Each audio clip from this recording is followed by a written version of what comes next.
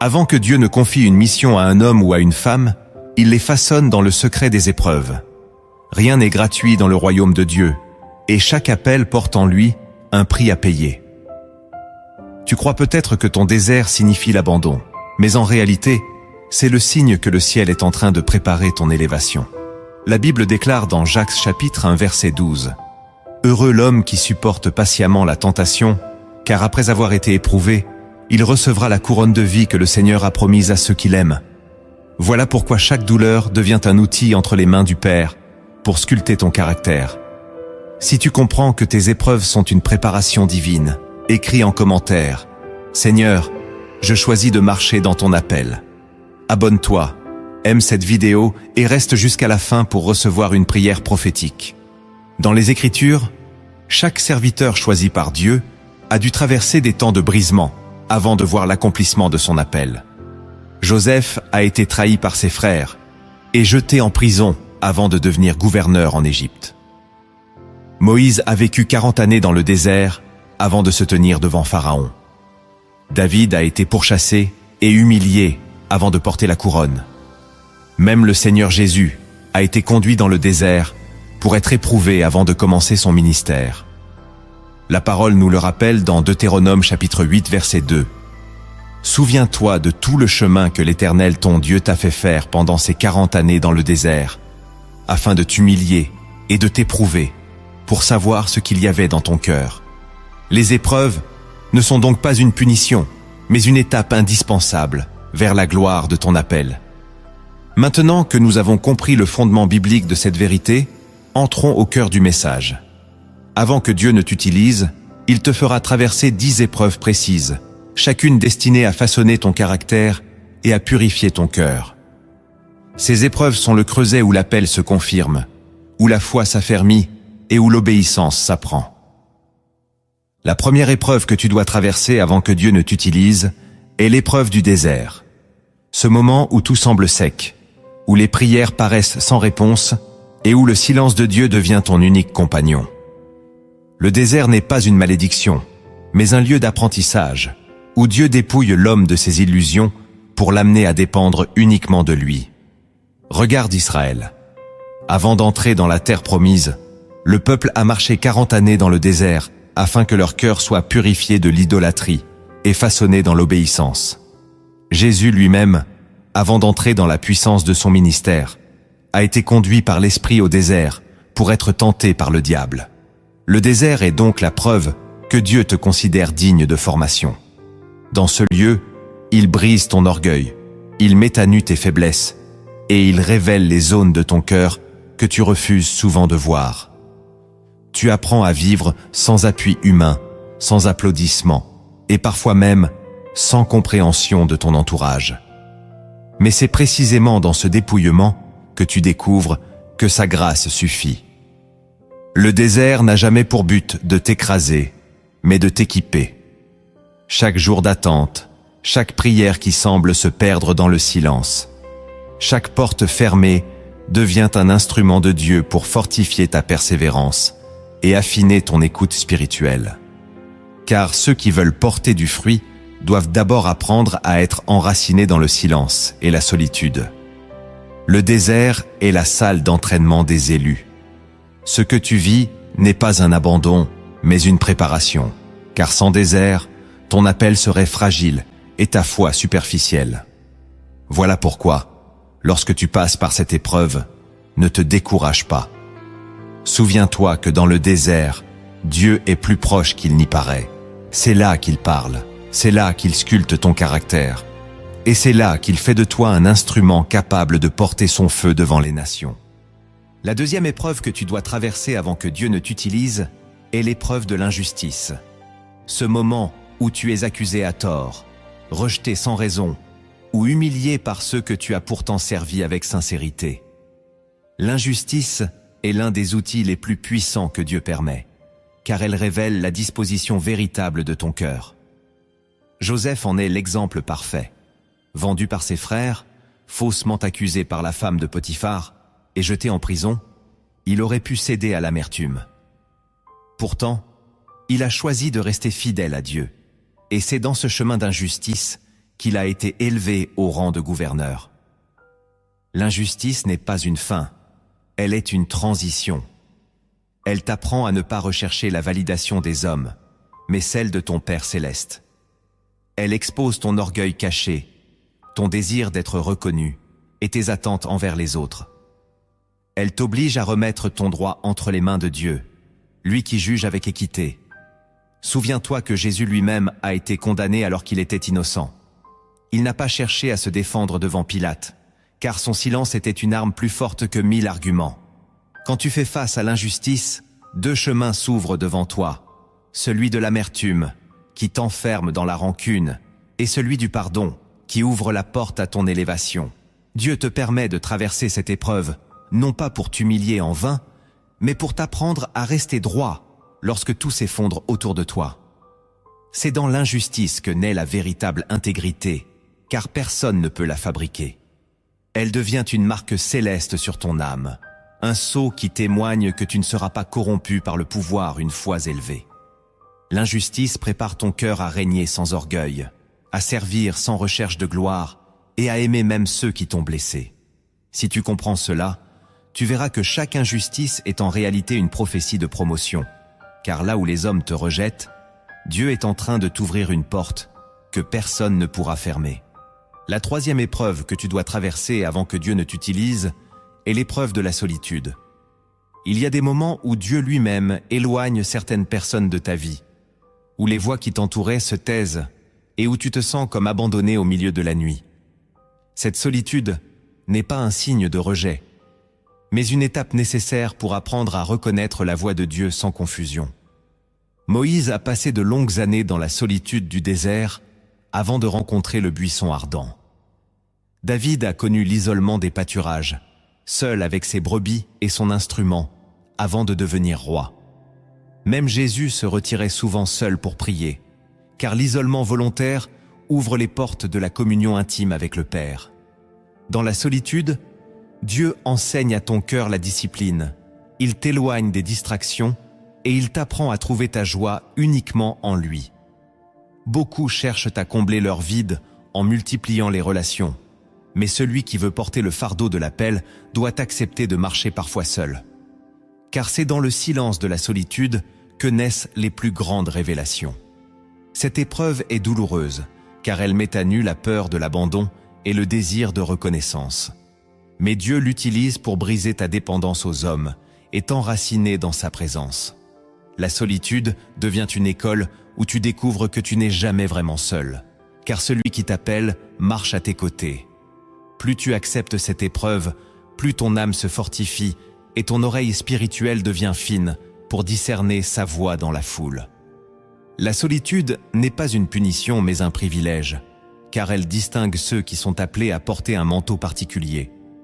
Lorsque tu passes par cette saison, ne cherche pas à fuir ni à combler le silence, mais apprends à dire comme le psalmiste : « Seul auprès de Dieu mon âme se repose, de lui vient mon salut. » Alors tu verras que cette solitude qui te semblait insupportable deviendra le lieu où Dieu dépose en toi des trésors invisibles, qui un jour éclateront au grand jour pour sa gloire. La 4e épreuve que tu dois traverser avant que Dieu ne t'utilise est l'épreuve du brisement. C'est un passage redouté, car il touche les zones les plus profondes de ton être, là où se cachent l'orgueil, les ambitions personnelles et les attachements que tu refuses de lâcher. Le brisement n'est pas une destruction, mais une reconstruction. Dieu brise pour reconstruire selon son plan parfait.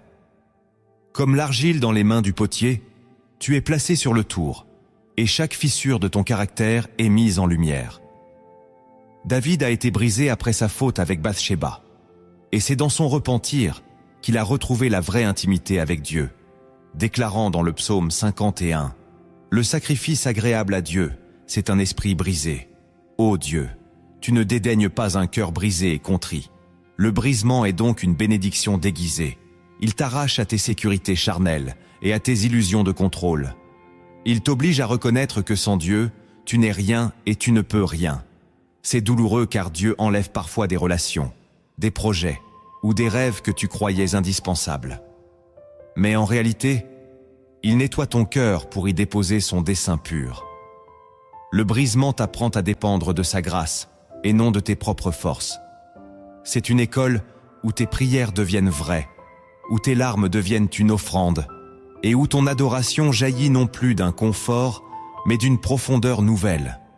Ceux qui ont été brisés portent une onction particulière, car leur force ne réside plus en eux-mêmes, mais dans la puissance de celui qui les relève. Le brisement est la signature de Dieu sur ton âme. Il marque la fin de ton règne personnel et l'avènement de son autorité dans ta vie. Si tu acceptes cette épreuve, tu découvriras que ce que Dieu brise, il le restaure toujours en mieux. Comme le grain de blé qui doit mourir pour porter du fruit, ton brisement ouvre la porte à une fécondité spirituelle que rien ne pourra arrêter.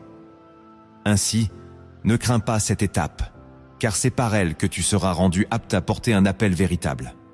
La 5e épreuve que tu dois traverser avant que Dieu ne t'utilise est l'épreuve de l'attente.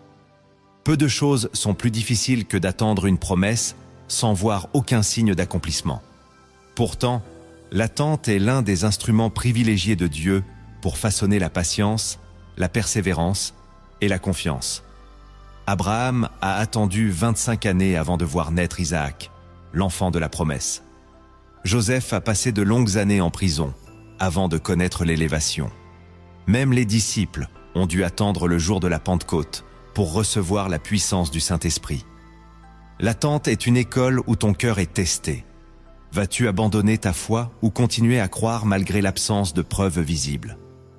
Elle révèle si tu suis Dieu pour ses bénédictions ou pour sa présence seule. Cette épreuve t'enseigne que le temps de Dieu n'est pas ton temps et que ce qu'il promet, il l'accomplira au moment parfait. Dans l'attente, beaucoup sont tentés de précipiter les choses par leur propre force, mais c'est toujours au prix de lourdes conséquences. L'exemple de Saül, qui n'a pas attendu Samuel et a perdu la faveur de Dieu, reste un avertissement puissant. L'attente, si tu l'acceptes, devient une arme qui fortifie ton âme. Elle t'oblige à t'enraciner dans la prière, à cultiver la fidélité quotidienne et à dépendre totalement de Dieu. Tu apprends à marcher par la foi et non par la vue.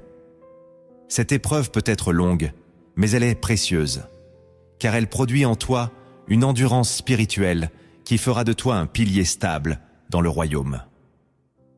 Comme le dit Ésaïe chapitre 40 verset 31, « Mais ceux qui se confient en l'Éternel renouvellent leur force. Ils prennent leur vol comme les aigles, ils courent et ne se lassent point, ils marchent et ne se fatiguent point. » Voilà pourquoi, si aujourd'hui tu es dans un temps d'attente, ne perds pas courage. Ton désert n'est pas une perte de temps. C'est le lieu où Dieu t'équipe en silence. Et rappelle-toi, les plus grandes promesses appartiennent à ceux qui savent attendre sans murmurer, car l'attente ouvre la porte à une gloire que rien ne pourra arrêter. La 6e épreuve que tu dois traverser avant que Dieu ne t'utilise est l'épreuve du rejet. Rien n'est plus douloureux que d'être mis de côté, ignoré ou méprisé par ceux que tu espérais voir à tes côtés. Le rejet est une arme douloureuse, mais entre les mains de Dieu, il devient un instrument de séparation et de protection. Joseph a été rejeté par ses propres frères. David a été oublié par son père lorsque Samuel cherchait un roi. Et Jésus lui-même a été méprisé et rejeté par les hommes, selon Ésaïe chapitre 53 verset 3. Ce rejet ne signifie pas que tu es indigne, mais que Dieu t'arrache aux influences qui auraient détruit ton appel. Le rejet a la capacité d'arracher ton cœur à la dépendance affective pour le centrer sur l'amour inconditionnel du Père. Il te montre que ton identité ne se trouve pas dans l'approbation des hommes, mais dans le regard de celui qui t'a choisi. C'est une épreuve qui guérit ton cœur des illusions, qui t'enseigne à aimer même ceux qui t'ont rejeté et qui fait de toi un serviteur capable de compatir avec la douleur des autres. Si tu refuses de céder à l'amertume, le rejet devient une porte vers ton élection divine. Il est souvent le signe que Dieu t'appelle à une mission plus grande, une mission que tous ne peuvent pas comprendre ni accepter. Le rejet te libère de la prison du regard des autres pour te placer sous le seul regard qui compte, celui de ton Créateur. Ce chemin est douloureux, mais il est précieux, car il prépare ton cœur à recevoir une onction sans compromis. Ceux qui ont goûté au rejet et qui l'ont surmonté deviennent des témoins puissants de la fidélité de Dieu. C'est pourquoi, si tu traverses cette épreuve, tiens ferme. Le rejet des hommes n'est que la confirmation de l'élection de Dieu. Et si tu crois que ce message parle directement à ta vie, écris en commentaire. Je choisis de rester fidèle à Dieu, même quand je suis rejeté. La 7e épreuve que tu dois traverser avant que Dieu ne t'utilise est l'épreuve de l'humiliation. Elle est encore plus profonde que l'injustice ou le rejet, car elle te met face à ta dignité écrasée, à ton image piétinée et à ton orgueil brisé publiquement. L'humiliation n'est pas agréable, mais elle fait partie du cheminement de ceux que Dieu veut élever. Souviens-toi de Néhémie, qui a dû affronter les moqueries et les critiques alors qu'il reconstruisait les murs de Jérusalem. Souviens-toi de Jésus, dépouillé de ses vêtements, couronné d'épines et exposé à la honte devant tous, alors qu'il portait pourtant la mission la plus glorieuse. L'humiliation vient pour révéler si tu cherches encore la gloire des hommes ou si ton regard est fixé sur l'approbation du ciel. Elle t'apprend à servir sans chercher l'honneur, à aimer sans attendre de reconnaissance, et à persévérer même lorsque ton nom est couvert de boue. Dans cette épreuve, ton cœur apprend à dire « Seigneur, toute gloire revient à toi, et moi, je ne suis qu'un serviteur inutile. » L'humiliation est un feu qui consume l'ego et les ambitions charnelles, afin que l'orgueil ne puisse plus régner dans ton cœur. Elle fait mal, mais elle ouvre la porte à une élévation authentique, car Dieu ne peut confier sa gloire à un cœur qui cherche encore à briller par lui-même. Lorsque tu acceptes l'humiliation comme un instrument divin, tu deviens semblable à l'or purifié, 7 fois dans la fournaise. Et lorsque Dieu t'élèvera, aucun homme ne pourra dire que c'est par tes propres forces, car tous verront que c'est sa main qui t'a relevé. Voilà pourquoi l'humiliation n'est jamais une fin, mais toujours un prélude à une gloire supérieure. Elle est le sceau des élus et la marque des serviteurs que Dieu veut placer en avant, car seul celui qui a accepté d'être abaissé peut être élevé sans se perdre. La 8e épreuve que tu dois traverser avant que Dieu ne t'utilise est l'épreuve de la tentation. Personne n'y échappe, car elle est le test de ton intégrité et de ta fidélité au Seigneur. La tentation n'est pas un péché en elle-même, mais la manière dont tu y réponds révèle si ton cœur est enraciné dans la parole de Dieu. Joseph, face aux avances de la femme de Potiphar, a choisi de fuir plutôt que de céder. Et c'est cette victoire dans le secret qui a ouvert le chemin de son élévation publique.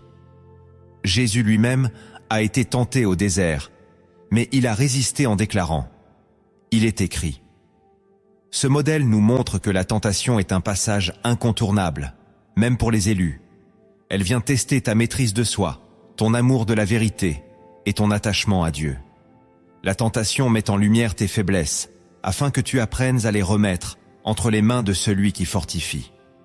Sans tentation, tu pourrais croire que ta fidélité est acquise, mais en affrontant ce combat, tu découvres ta dépendance totale à la grâce. Cette épreuve n'est pas seulement une confrontation avec le mal, c'est aussi une occasion d'affirmer ton identité en Christ. Chaque victoire secrète contre la tentation devient une pierre invisible que Dieu ajoute à ton caractère, bâtissant ainsi un temple solide pour son esprit. Mais attention, celui qui méprise la tentation en pensant pouvoir la vaincre par ses propres forces s'expose à la chute. C'est pourquoi Jésus a dit dans Matthieu chapitre 26, verset 41, « Veillez et priez, afin que vous ne tombiez pas dans la tentation. L'esprit est bien disposé, mais la chair est faible. » Cette épreuve t'apprend à demeurer vigilant, à te tenir dans la prière et à compter chaque jour sur la puissance de la parole. Si tu surmontes la tentation, tu deviens un instrument éprouvé, car tu as montré que ton obéissance à Dieu est plus forte que les séductions de ce monde. Ainsi, ce que l'ennemi voulait utiliser pour te faire chuter, Dieu l'utilise pour t'équiper et affermir ton appel. La 9e épreuve que tu dois traverser avant que Dieu ne t'utilise est l'épreuve du sacrifice. Dieu ne confie jamais une mission sans demander d'abord un abandon total. Le sacrifice n'est pas seulement matériel, il est surtout intérieur. Abandonner tes rêves personnels, tes ambitions charnelles, tes sécurités et parfois même certaines relations qui ne servent plus le dessein de Dieu pour ta vie. Abraham a été appelé à offrir Isaac, le fils de la promesse, non pas parce que Dieu voulait la mort de l'enfant, mais parce qu'il voulait tester la profondeur de l'obéissance et de la confiance d'Abraham. De la même manière, Dieu met devant toi des choses précieuses, non pour te les arracher définitivement, mais pour voir si ton cœur est prêt à lui obéir sans condition. Le sacrifice est douloureux, car il te dépouille, il met à nu tes attachements et brise tes résistances. Pourtant, il est aussi la clé d'une visitation plus grande. Jésus a dit dans Matthieu chapitre 16, verset 24, « Si quelqu'un veut venir après moi, qu'il renonce à lui-même, qu'il se charge de sa croix et qu'il me suive. » Le sacrifice est cette croix que tu portes, cette renonciation volontaire qui prouve que ton amour pour Dieu est plus grand que tout ce que tu possèdes. Ceux qui refusent de sacrifier restent limités dans leur appel, car on ne peut pas marcher avec Dieu et garder en même temps la main sur tout. Le sacrifice est une preuve d'amour. Tu acceptes de perdre pour lui afin de gagner en lui ce qui a une valeur éternelle. Et chaque fois que tu obéis dans le sacrifice, Dieu te prépare à recevoir en retour bien plus que ce que tu as laissé. Comme Abraham, tu découvriras que ce que tu as posé sur l'autel n'était qu'une épreuve, et que l'obéissance ouvre la porte à une bénédiction que tes yeux n'avaient jamais imaginée. Ainsi, l'épreuve du sacrifice n'est pas une perte, mais une semence plantée dans le sol de ton obéissance, appelée à porter un fruit éternel pour la gloire de Dieu. La 10e épreuve que tu dois traverser avant que Dieu ne t'utilise est l'épreuve de la fidélité dans les petites choses. Beaucoup désirant des responsabilités grandes, une onction visible ou un ministère reconnu. Mais Dieu commence toujours par tester ta constance dans ce qui paraît insignifiant. Jésus l'a déclaré dans Luc chapitre 16, verset 10. « Celui qui est fidèle dans les moindres choses l'est aussi dans les grandes, et celui qui est injuste dans les moindres choses l'est aussi dans les grandes. » La fidélité dans les petites choses révèle si tu es digne de recevoir davantage. C'est dans ta manière de gérer le temps, l'argent, les relations et même tes pensées que Dieu observe ton cœur.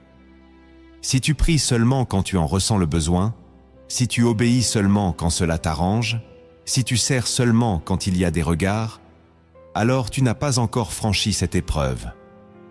Dieu veut des serviteurs constants, des hommes et des femmes qui obéissent même quand personne ne les voit, qui persévèrent même quand personne ne les applaudit.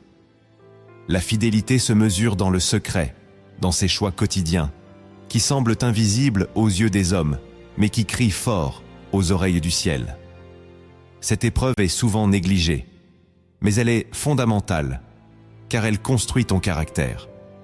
Si tu es instable dans les petites choses, tu seras instable dans les grandes, et ton appel deviendra un fardeau au lieu d'être une mission.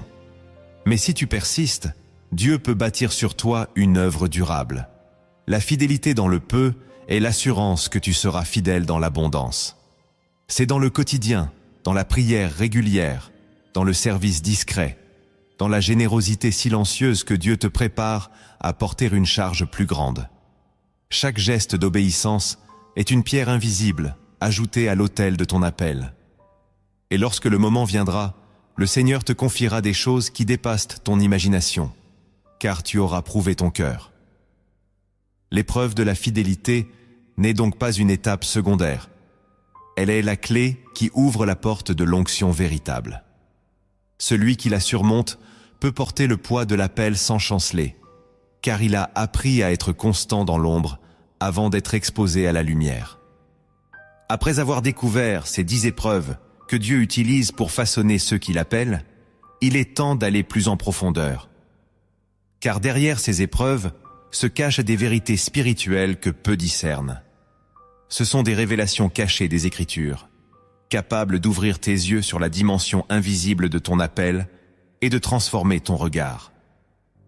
La première vérité cachée que tu dois discerner est que l'épreuve n'est jamais une punition, mais une préparation. Beaucoup pensent que traverser la douleur signifie que Dieu les a oubliés, mais la parole affirme le contraire.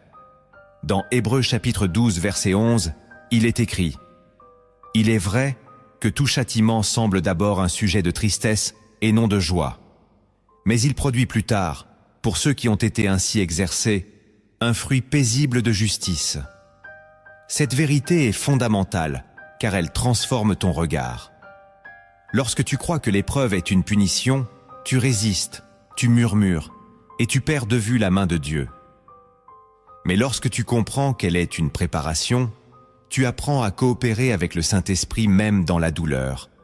L'épreuve devient une école de caractère, un champ de bataille où ta foi est mise à l'épreuve pour se fortifier. Chaque désert est une salle de formation où Dieu t'enseigne la patience, l'humilité et la dépendance. Ce n'est pas pour te détruire qu'il permet ces saisons, mais pour t'équiper à porter un poids spirituel plus grand. Regarde Moïse. Ces 40 années de désert n'étaient pas une punition, mais la préparation de sa mission de libérateur. Regarde Joseph. Sa prison n'était pas un abandon, mais le chemin nécessaire pour entrer dans sa destinée. Chaque épreuve cache donc une promesse, et chaque brisement annonce une élévation. Cette vérité te libère de la peur et de la confusion, car tu réalises que rien dans ta vie n'échappe au contrôle du Père. Ce que tu considères comme une perte est en réalité une étape de ton perfectionnement. Voilà pourquoi tu dois changer ton langage et dire non pas « Seigneur, pourquoi moi ?»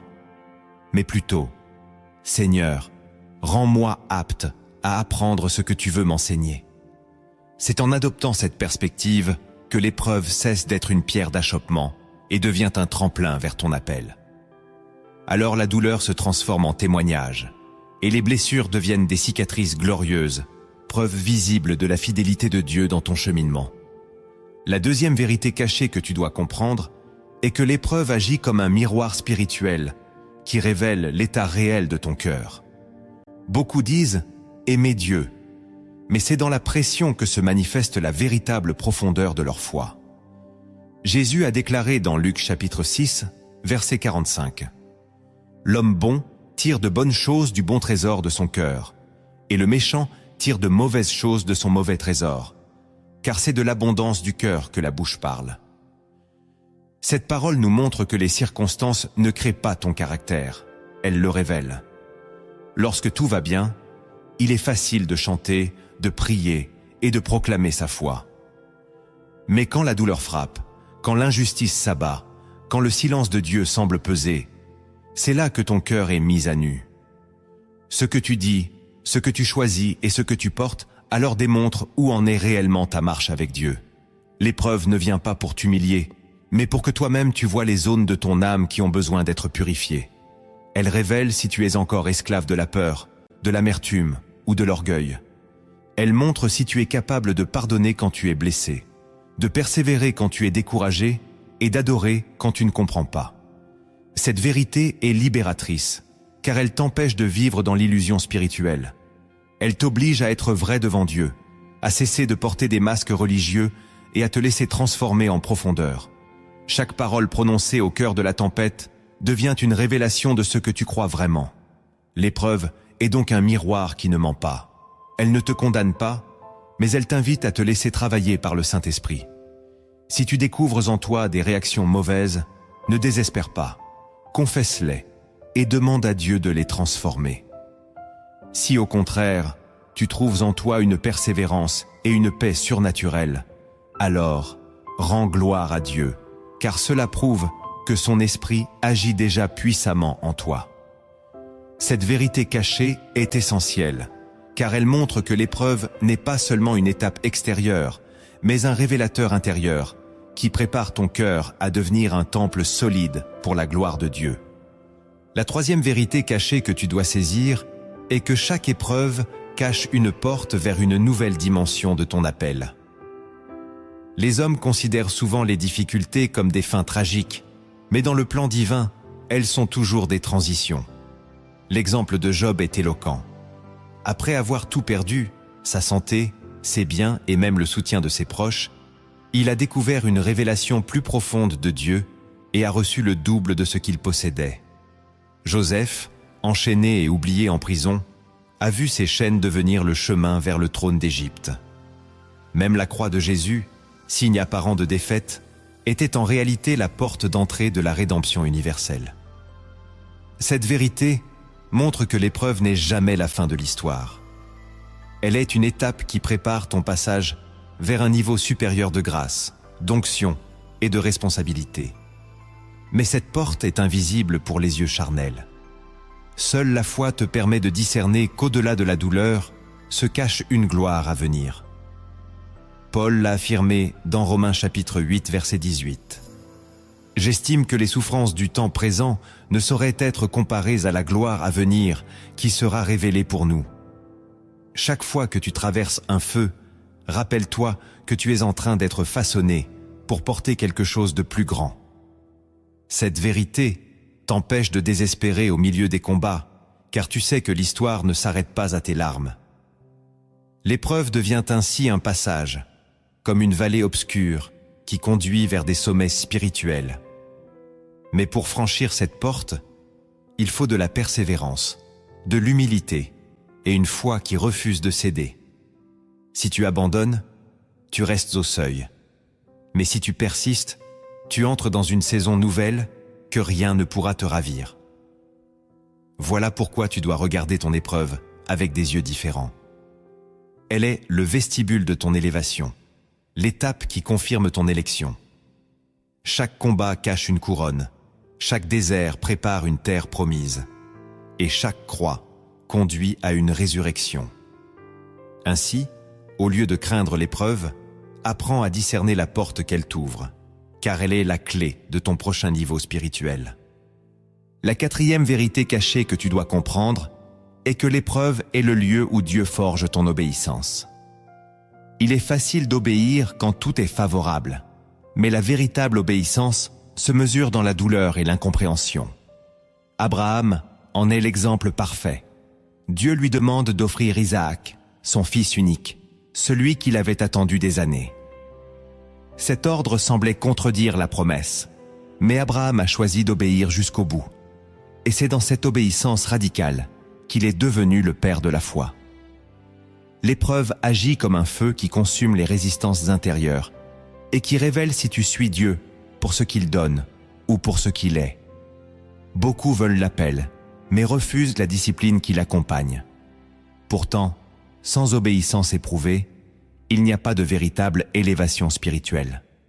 Dans Philippiens chapitre 2, verset 8, il est dit de Jésus: « Il s'est humilié lui-même, se rendant obéissant jusqu'à la mort, même jusqu'à la mort de la croix. » Si le Fils de Dieu lui-même a dû passer par cette obéissance douloureuse, à combien plus forte raison devons-nous apprendre à plier notre volonté à celle du Père? L'épreuve devient alors une salle de formation où tu apprends à dire « non pas ma volonté, mais la tienne ». C'est une étape cruciale, car sans elle, ton appel ne sera qu'un projet humain, incapable de porter le feu divin. Cette vérité cachée te pousse à voir dans chaque difficulté une occasion de prouver ton amour pour Dieu par ton obéissance. Elle t'oblige à poser la question: suis-je prêt à lui rester fidèle, même si cela me coûte tout? L'obéissance dans l'épreuve devient une semence qui attire la faveur de Dieu et qui t'ouvre les portes de ton ministère. Ce n'est pas dans les paroles que l'on reconnaît un serviteur de Dieu, mais dans la capacité à obéir, même quand cela blesse, même quand cela semble illogique, même quand personne ne comprend. L'épreuve révèle donc si tu es un disciple qui suit Jésus par conviction ou un simple croyant qui se retire dès que le chemin devient étroit. Cette obéissance forgée dans le feu est le sceau de ceux que Dieu choisit pour accomplir ses desseins. La cinquième vérité cachée que tu dois discerner est que l'épreuve est l'instrument par lequel Dieu purifie tes motivations. Beaucoup aspirent à servir Dieu, mais derrière ce désir se cachent parfois des ambitions personnelles, le besoin de reconnaissance ou la recherche d'un statut spirituel. Dieu, qui sonde les cœurs, ne peut confier une mission durable à un homme dont les intentions sont mélangées. Voilà pourquoi il utilise l'épreuve comme un creuset pour révéler ce qui se trouve réellement en toi. Lorsque tu perds ce que tu pensais indispensable, lorsque ton nom est oublié, lorsque tes efforts semblent invisibles, Dieu observe. Continues-tu à le servir par amour ou attends-tu une récompense immédiate? C'est dans ces moments que la vérité de ton cœur se manifeste. L'épreuve dépouille tes intentions charnelles et ne laisse subsister que l'amour véritable pour le Seigneur. Paul disait dans un langage fort, dans Galates chapitre 1 verset 10. Est-ce la faveur des hommes que je désire ou celle de Dieu? Est-ce que je cherche à plaire aux hommes? Si je plaisais encore aux hommes, je ne serais pas serviteur de Christ. Cette parole illustre bien cette vérité cachée. L'épreuve t'oblige à choisir pour qui tu vis vraiment. Si tu persévères dans la fidélité quand personne ne t'applaudit, c'est la preuve que ton cœur est purifié. Dieu ne cherche pas des serviteurs brillants aux yeux du monde, mais des cœurs brûlants d'amour désintéressés. Lorsque tes motivations sont lavées par le feu de l'épreuve, tu deviens un vase que Dieu peut remplir de sa gloire sans craindre que tu voles l'honneur qui lui revient. Voilà pourquoi cette purification intérieure est si précieuse. Elle garantit que lorsque l'élévation viendra, ton regard restera fixé sur le ciel et non sur toi-même. Si ce message trouve un écho en toi, écris en commentaire « Seigneur, purifie mes motivations et rends-moi fidèle à ton appel ». C'est dans cette prière sincère que commence une transformation qui change ta vie et ton ministère. La 6e vérité cachée que tu dois comprendre est que l'épreuve est la clé qui te fait entrer dans la maturité spirituelle. Beaucoup veulent marcher dans la puissance de Dieu, mais ils demeurent encore immatures, réagissant selon la chair au moindre obstacle. L'épreuve agit comme un maître silencieux qui enseigne ce que les paroles seules ne peuvent pas transmettre. Elle t'apprend la patience, la maîtrise de soi, la sagesse et le discernement. Sans épreuve, tu restes fragile, incapable de porter un poids spirituel. L'apôtre Jacques l'affirme dans son épître, chapitre 1 verset 3, sachant que l'épreuve de votre foi produit la patience. Cette patience n'est pas une simple attente, mais une force intérieure qui te permet de rester stable au milieu de la tempête. Elle façonne un caractère inébranlable, capable de refléter Christ même dans les pires circonstances. Regarde Pierre, impulsif et instable avant la croix, mais après avoir traversé l'épreuve du reniement et reçu la restauration de Jésus, il est devenu une colonne de l'Église. Les épreuves ne détruisent pas, elles mûrissent. Elles font passer ton langage de la plainte à la louange, ton regard de la chair à l'esprit, et ta foi de l'illusion à la conviction. Cette vérité cachée est essentielle, car beaucoup prient pour une onction plus grande, mais refusent le processus qui la rend supportable. Sans maturité, l'onction devient un danger, car elle enfle au lieu de sanctifier. Dieu, dans sa sagesse, ne précipite pas ton élévation, car il sait que seule la maturité peut te garder dans la gloire. Voilà pourquoi tu dois accepter cette étape avec humilité. Chaque déception, chaque perte, chaque trahison est une brique ajoutée à l'édifice de ta maturité. Elle te rend stable, posé et solide. Ce que tu apprends dans la douleur devient la fondation sur laquelle Dieu peut bâtir une mission durable. Ainsi, l'épreuve n'est pas une ennemie, mais une compagne qui te prépare à porter le feu sans être consumé.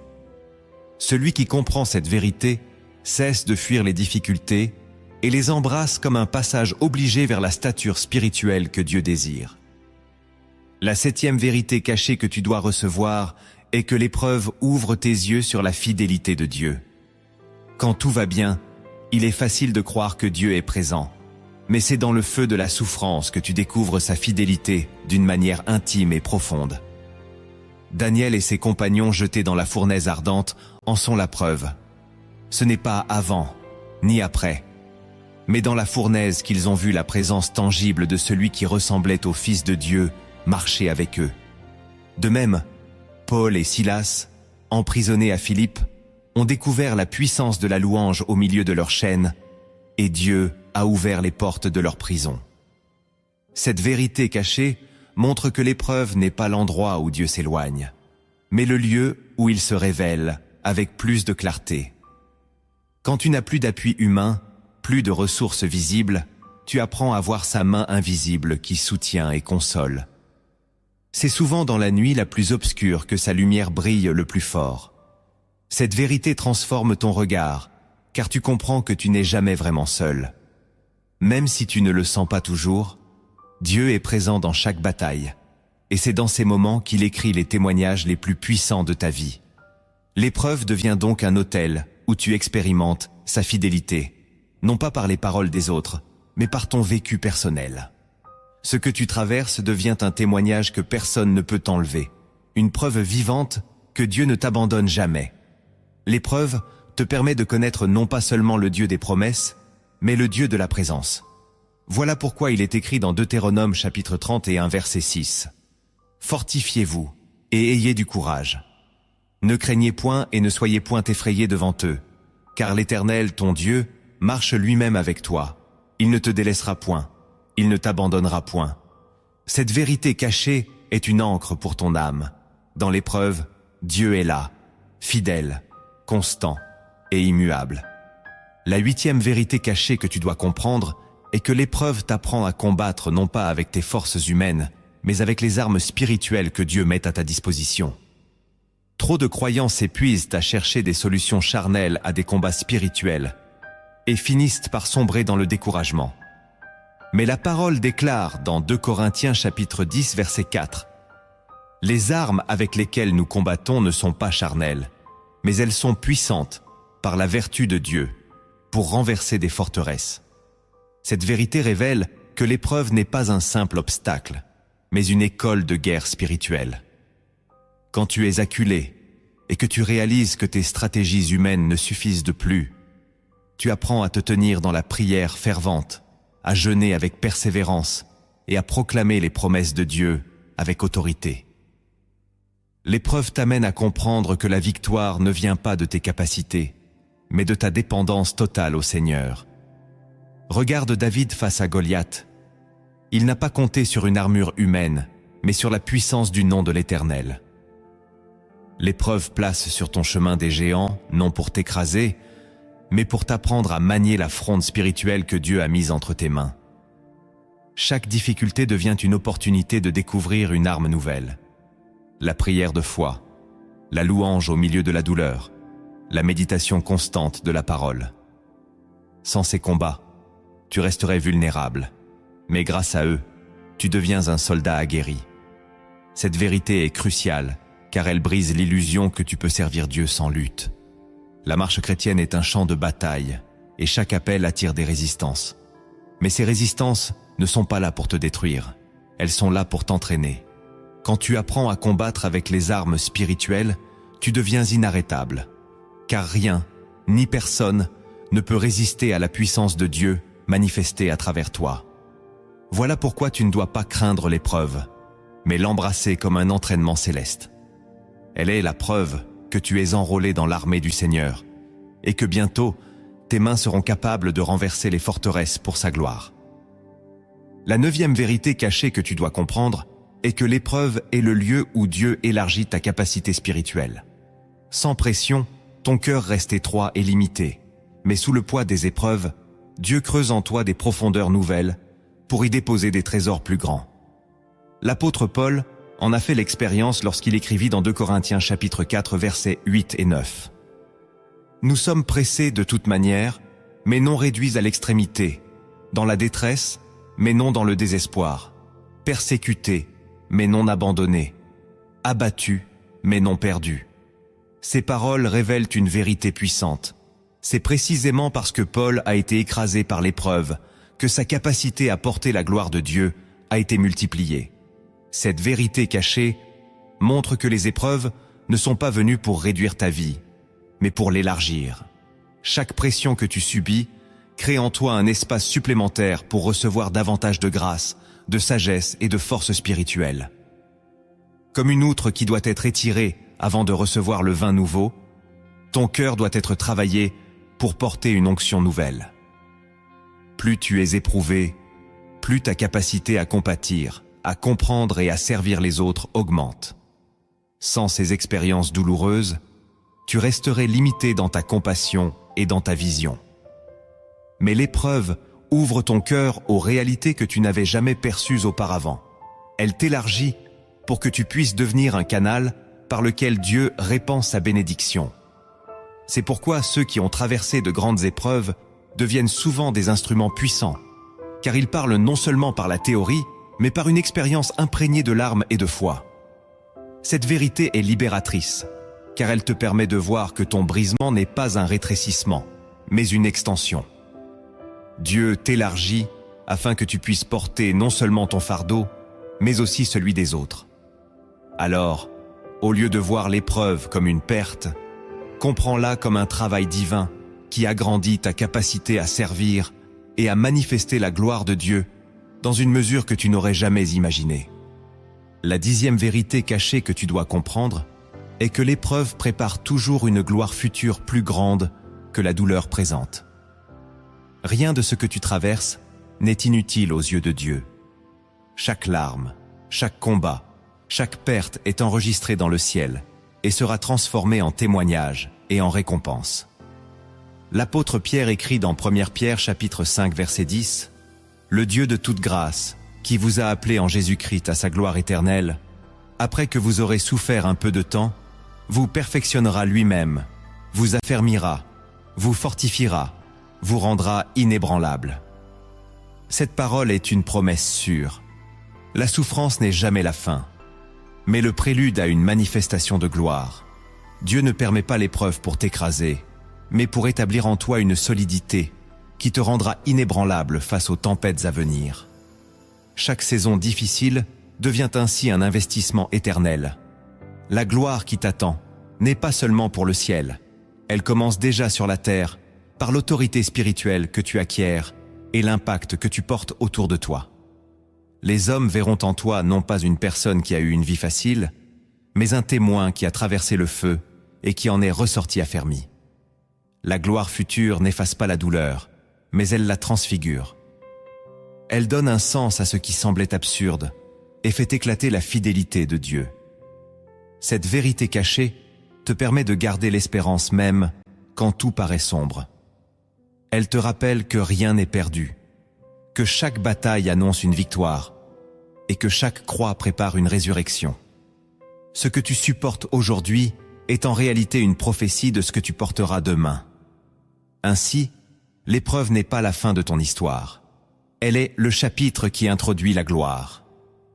Celui qui comprend cela ne se décourage pas, mais lève les yeux vers le ciel en disant comme Paul « Nos légères afflictions du moment présent produisent pour nous, au-delà de toute mesure, un poids éternel de gloire. » Voilà la clé finale.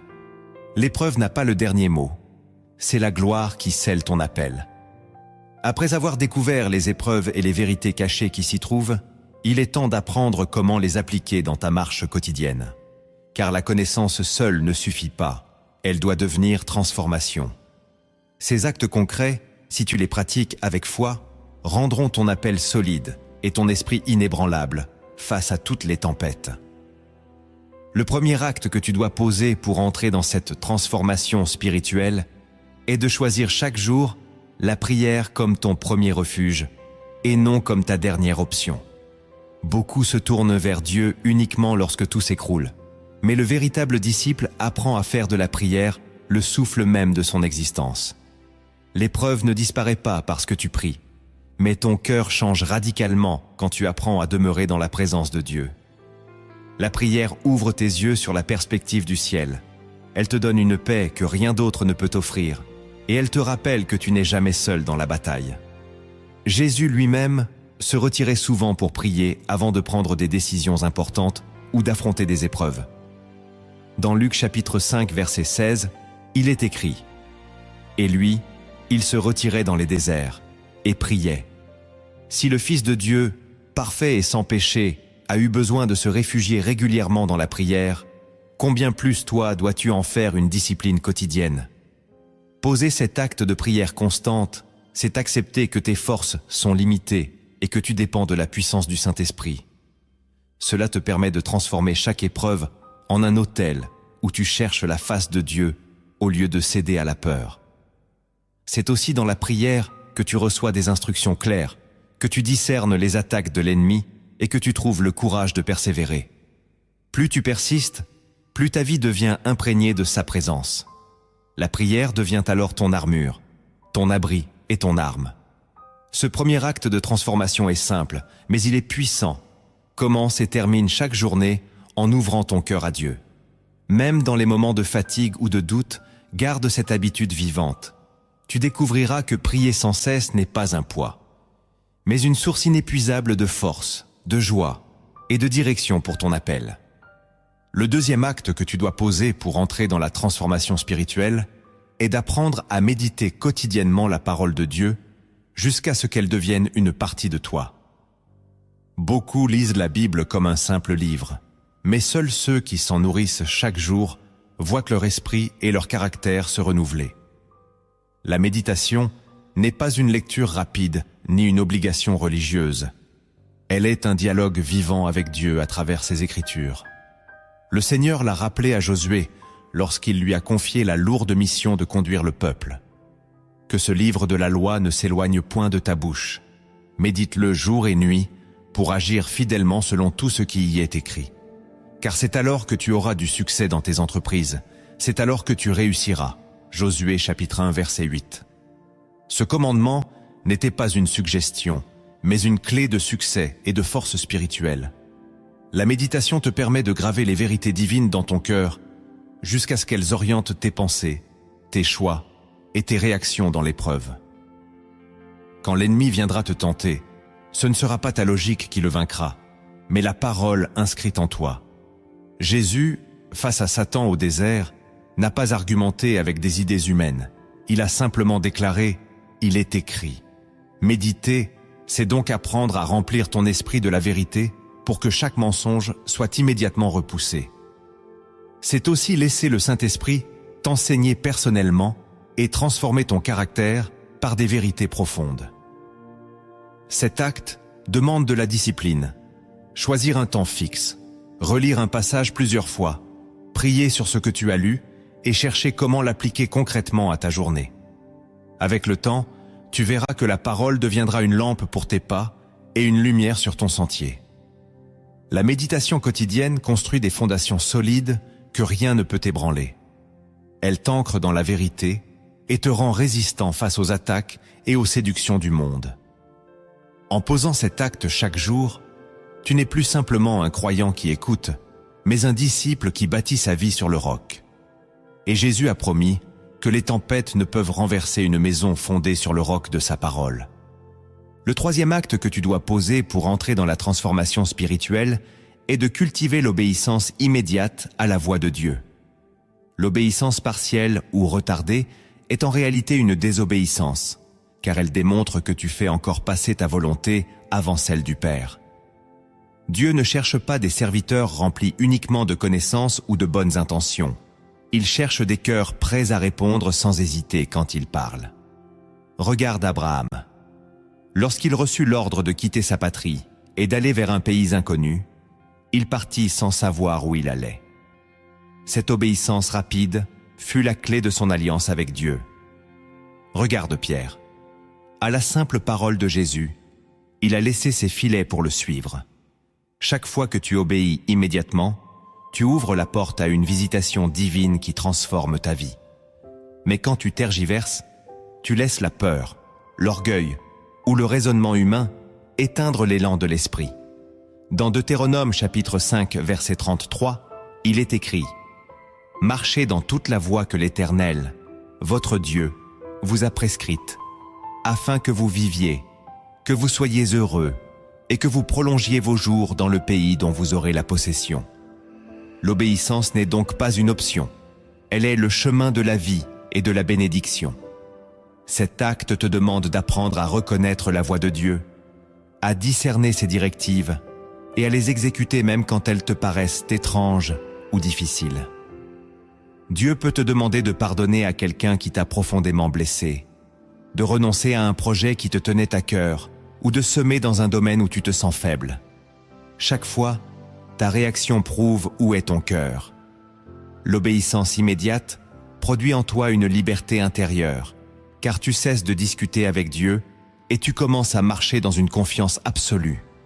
Elle brise l'orgueil, elle purifie tes intentions et elle te prépare à recevoir des missions plus grandes. Ceux qui apprennent à obéir rapidement deviennent des instruments précieux entre ses mains, car Dieu sait qu'il peut compter sur eux sans délai.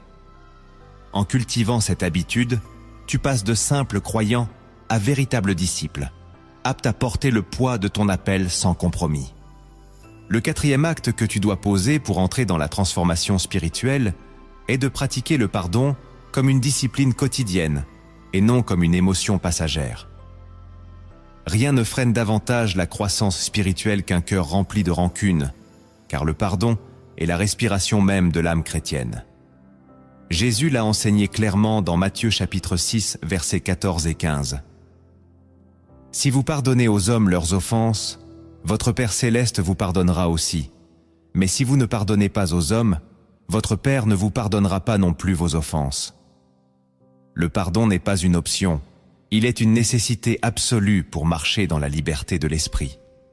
Pourtant, pardonner ne signifie pas oublier la douleur ou justifier l'offense, mais choisir de remettre entre les mains de Dieu le droit de justice.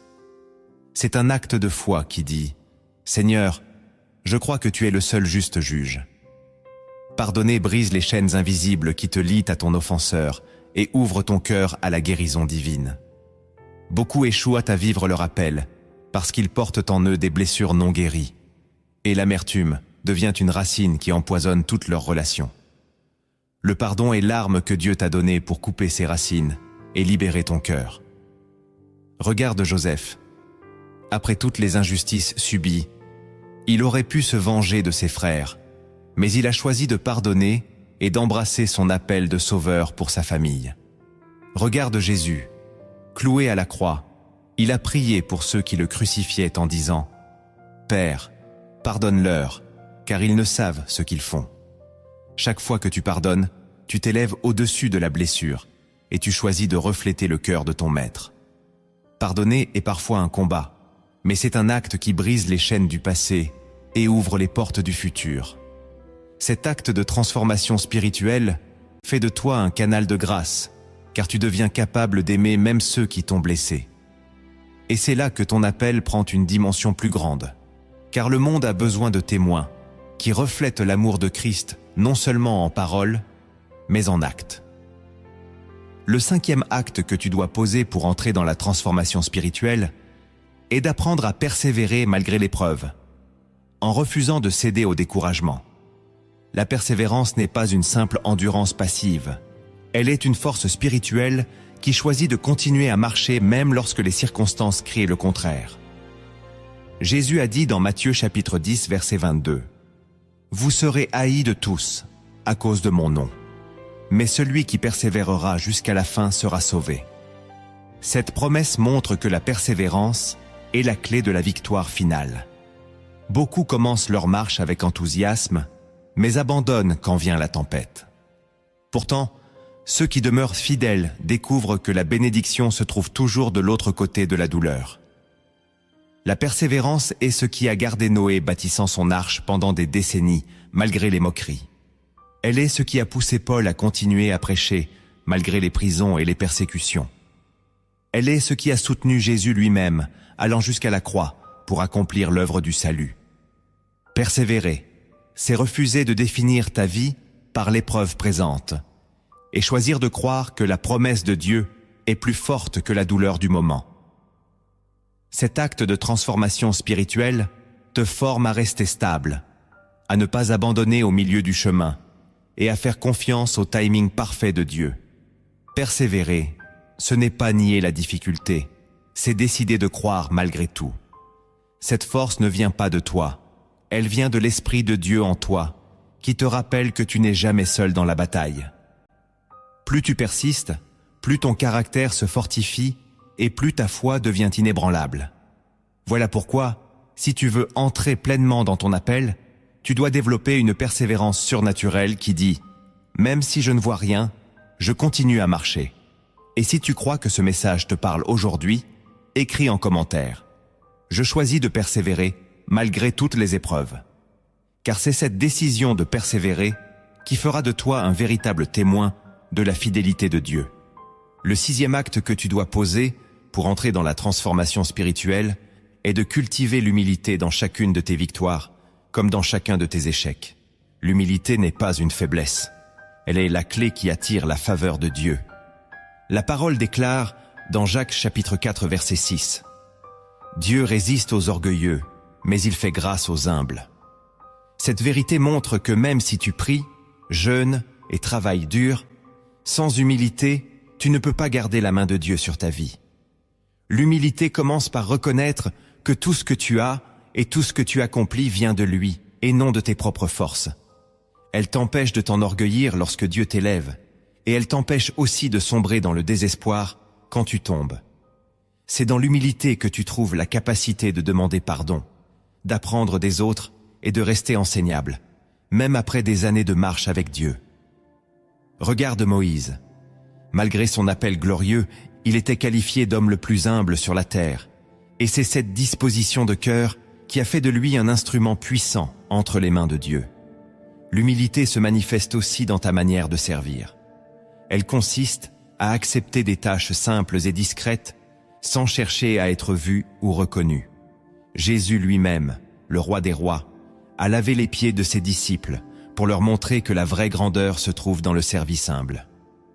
Lorsque tu choisis l'humilité, tu deviens un terrain fertile pour l'onction, car Dieu peut se révéler à travers toi sans que ton ego prenne la gloire. Cet acte de transformation spirituelle est vital, car l'appel attire toujours des honneurs, des regards et des responsabilités. Si tu n'as pas cultivé l'humilité, tu risques de glisser dans l'orgueil et de perdre ce que Dieu t'a confié. Mais si tu demeures humble, rien ne pourra t'arrêter, car Dieu lui-même combattra pour toi et te gardera. L'humilité est donc ton bouclier contre les pièges du succès et ta force dans les temps de faiblesse.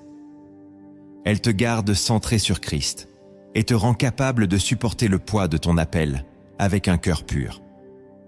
Le 7e acte que tu dois poser pour entrer dans la transformation spirituelle est de marcher chaque jour dans la foi active, une foi qui agit et qui transforme tes pas en obéissance concrète. La foi véritable n'est pas seulement une conviction intérieure, elle est une force qui te pousse à poser des actes même quand les circonstances semblent contraires. Hébreux chapitre 11 verset 1 déclare « Or la foi est une ferme assurance des choses qu'on espère, une démonstration de celles qu'on ne voit pas. » Cette définition nous rappelle que la foi va au-delà du visible et du rationnel. Elle s'appuie sur la parole de Dieu comme sur une certitude inébranlable. Marcher dans la foi, c'est dire oui à Dieu même quand tu n'as pas encore la provision. C'est avancer même quand tu ne connais pas encore le chemin. Abraham a quitté son pays sans savoir où il allait. Noé a construit l'arche sans avoir jamais vu la pluie. Pierre a marché sur l'eau en regardant Jésus. Chaque acte de foi est un témoignage vivant que tu fais confiance à la fidélité de Dieu. La foi active ne se contente pas de croire dans le cœur. Elle se manifeste dans les choix quotidiens. Pardonner quand tu es blessé, donner quand tu es dans le manque, proclamer la victoire quand tout semble perdu. Cet acte de transformation spirituelle te rend inébranlable, car tu ne dépends plus des circonstances, mais de la parole qui sort de la bouche de Dieu. La foi est le langage du ciel, et celui qui apprend à la pratiquer devient un canal par lequel Dieu accomplit ses promesses. Mais attention, la foi n'est pas une fuite de la réalité. Elle est un choix conscient de croire en dépit de la réalité. Plus tu marches dans la foi, plus ton regard se détourne des limites humaines pour se fixer sur la grandeur divine. Cet acte est le sommet de tous les autres, car sans la foi, il est impossible de plaire à Dieu. Marcher dans la foi, c'est accepter de vivre chaque jour comme un disciple qui avance sur la parole, confiant que celui qui a commencé en toi, une œuvre parfaite l'achèvera. Après avoir médité ces actes de transformation, il est nécessaire de recevoir une image spirituelle qui illustre leur puissance. Car les paraboles ont ce don de parler à l'esprit par des symboles que le cœur n'oublie jamais. Laisse-moi t'emmener dans une histoire inspirée des cieux, sous laquelle se cache une leçon pour ton appel. Il était une fois un jeune homme nommé Eliab, fils d'un humble cultivateur dans un village entouré de montagnes. Depuis son enfance, Eliab ressentait au fond de lui qu'il était appelé à accomplir quelque chose de grand. Mais il ne savait ni comment, ni quand cela arriverait. Un soir, assis près du feu, son père lui raconta une ancienne histoire. Un jour, le roi enverra chercher celui qui saura porter le poids de son royaume. Mais il ne choisira pas le plus fort ni le plus riche. Il choisira celui qui aura traversé les épreuves du feu et qui aura gardé son cœur pur. Ces mots restèrent gravés dans son âme. Un matin, une voix intérieure le poussa à quitter son village pour entreprendre un voyage mystérieux. Il marcha plusieurs jours jusqu'à arriver devant un immense désert.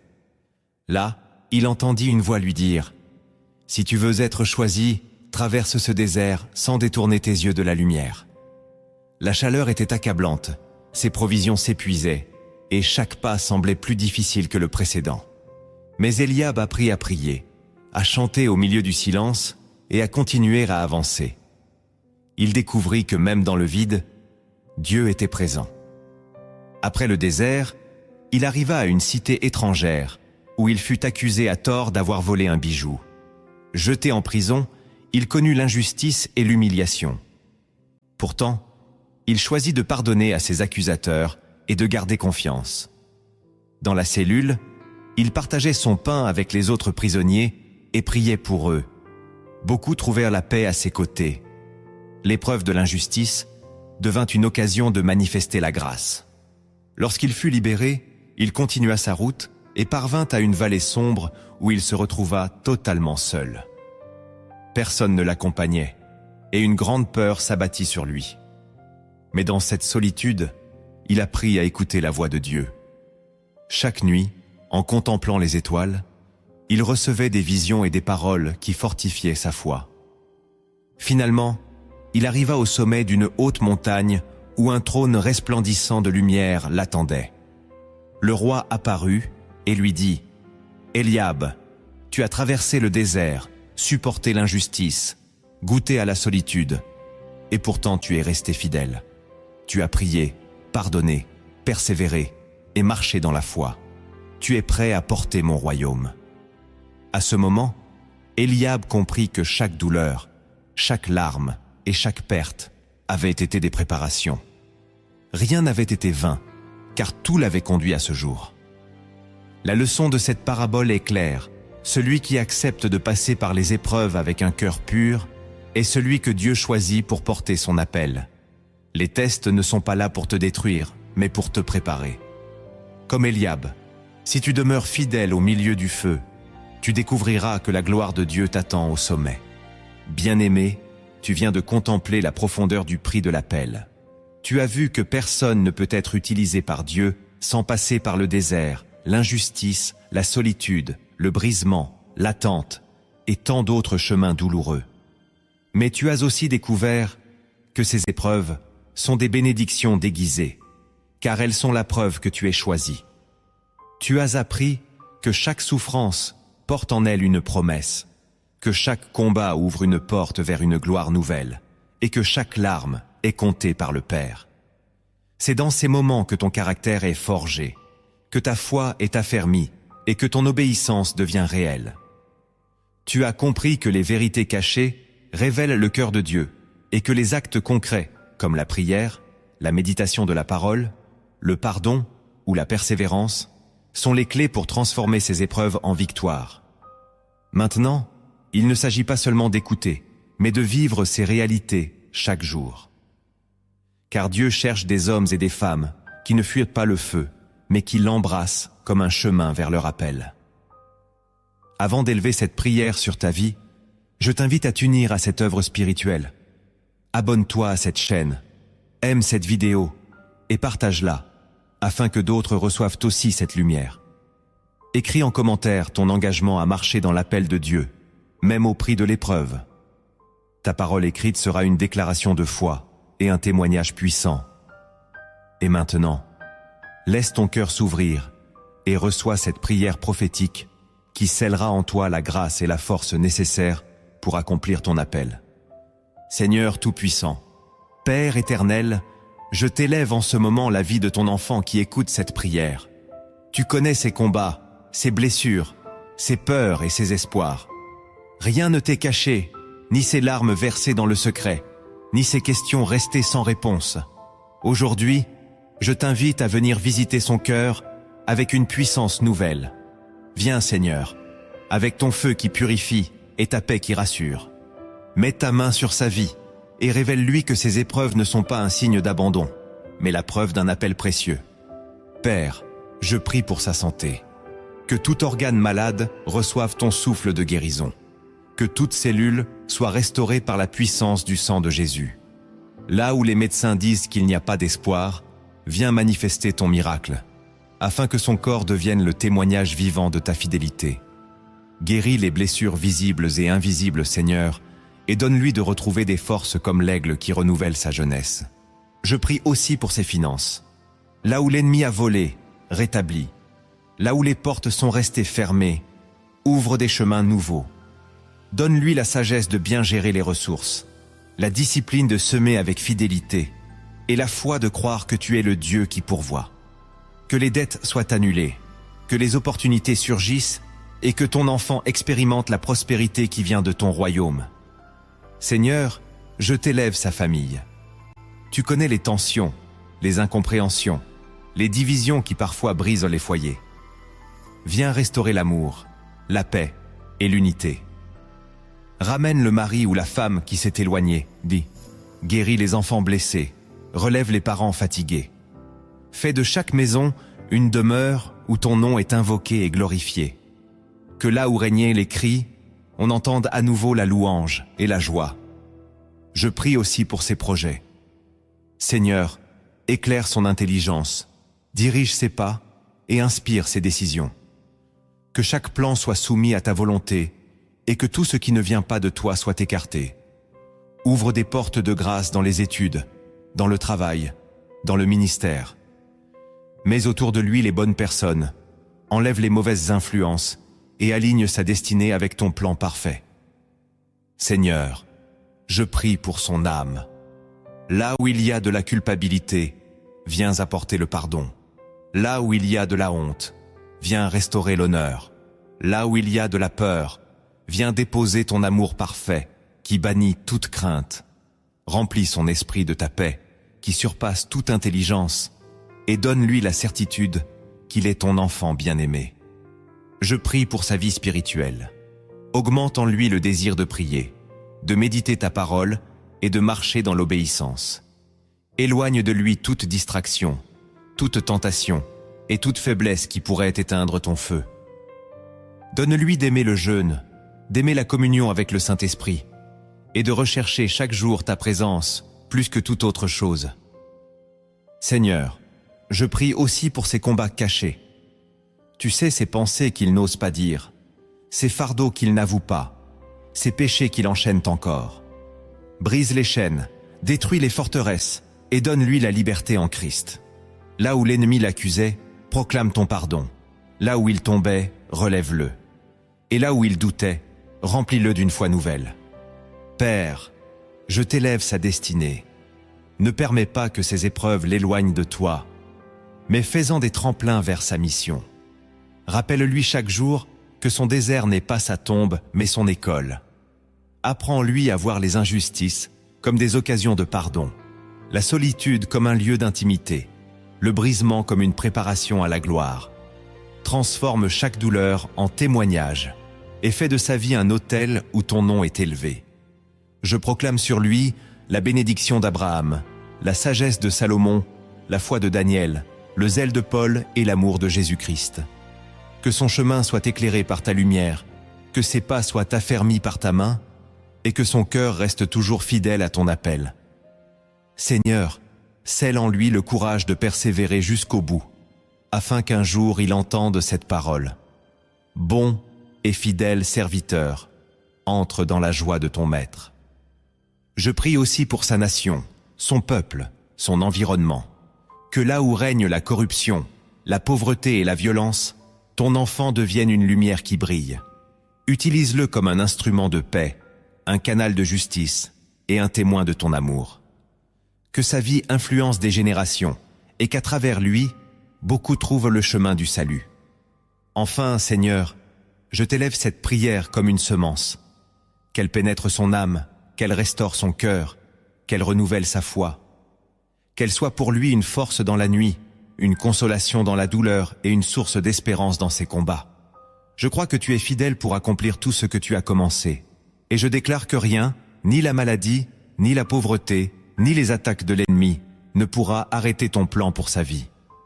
Merci Seigneur pour ton amour infini. Merci pour ton esprit qui fortifie et qui console. Merci pour l'appel que tu as placé sur lui et que rien ne pourra éteindre.